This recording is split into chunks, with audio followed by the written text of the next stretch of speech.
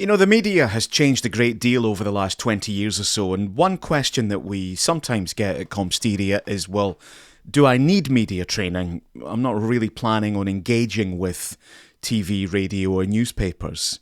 And when you throw in all the changes to the mainstream media over the last few years, I guess not many people read your local newspaper. It's maybe shut down altogether.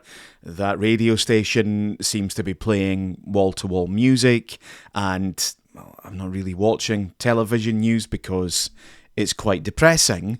I'm just kind of trying to get on with my life. Why would I want this media training thing? I don't want journalists anywhere near me. And one of the things I would say is, well, maybe I still think there is a place for it. It could be really helpful, and I guess there's two reasons I would recommend. Not for everybody, but for many people. Certainly, if you're in a senior position in a business, or if you're a politician, or maybe making your way in sport or the arts, I think media training can be really useful. The two reasons are: number one, yes, the media has changed a lot, but it still retains a disproportionate level of influence.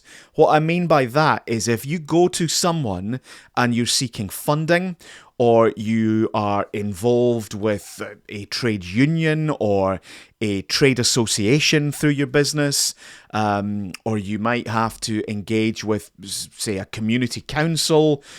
I suppose these kinds of people that we would call stakeholders, even if they don't consume the media or the mainstream media, if they've been talking about you, there's a very high chance that they will know about it. So politicians, public sector, big business, banks, these people that you might want to engage with sometimes, it's quite likely that they will employ the services of a media monitoring agency. And so what that means is every day or every week they get an email and it's got, they call it a clippings file, a roundup of relevant media coverage that they've said they want to know about. So it's like a kind of sophisticated, paid for, slightly more business Google alerts, right? Certain things they want to know about, they get told. And it covers the mainstream media. So it's not just looking at websites and blogs and all the online stuff that Google Alerts will do, but anything, TV, radio, newspapers, mainstream media, they will get that alert. So they don't even have to be reading the newspaper. They will just know that that newspaper mentioned you in their business section. And that, in that world that you're trying to move in, that carries a bit of currency. That's seen as important. You've been in that newspaper, you must be doing well. You must be doing better than these other people. You matter because you got talked about.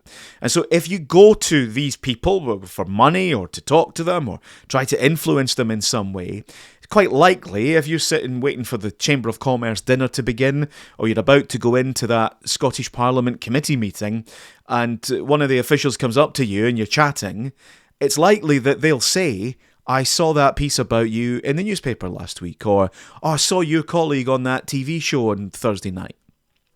And that gets you off to quite a good start. That can be useful. So yes, the media has transformed. It's maybe not playing as big a role in our personal lives. They've clearly taken a hit at a local level. Their revenues are down. But in certain circles, it retains a disproportionate level of influence. And so for that reason, it could be useful for you. The other reason is that I think to some extent, all of us, all our businesses, have become media organizations in our own right. We've all become publishing companies. We all have, to some extent, magazines and TV channels, don't we? If you're on YouTube or Instagram, or you have a blog or a website, to an extent, you are a publisher. And I would always say, well, get good at it then. Make sure that when your own communications team or your social media person or whatever you've got, when they shove a phone in your face and say, listen, can you say a few words about the new apprenticeship program, or we're recruiting for this job vacancy, can you do a bit, or we've just raised money for charity, or we've got a special offer coming up in the month of June, say something about it. well, surely you would want that to do well. You'd want to be at your best. You don't want to be stuttering and stumbling and doing a million outtakes and spending lots of time. You want to just be able to confidently and calmly nail it. And that's where we come in. One of the difficulties is that a lot of people who are very good at their job don't like this kind of work, and it's something that they never get round to, and so they never get good at it. They'd rather it just went away, and it always fills them with a bit of awkwardness. If you invest in a bit of training and support, we will hold your hand, we will be your biggest fan and your harshest critic. It will still be you, but it will be you with just a little bit of extra shine. It will be you, but you've thought about what you want to say and you're avoiding all the traps. It will be you, but it won't feel so unfamiliar because you will have practiced in a safe space. It will be you, but you'll have a bit of agency over the journalist or your colleague in communications because you'll say, no, we're not doing it that way. We're doing it like this. I want to do it over here. I'll talk about this, this, and this, but not this. You'll be in control and you'll get what you want. And that's what we're all about. So, you might never deal with a journalist. You might never deal with the mainstream media. But there's a very high chance that you will be talking about who you are and what you do. And there's a good chance that some of that at least will be on camera, or maybe even on a podcast. And God, lots of podcasts are on camera now as well. A bit of practice, a bit of support, we can very quickly, in half a day, we can make some real progress. In a full day, we can make a massive difference to you.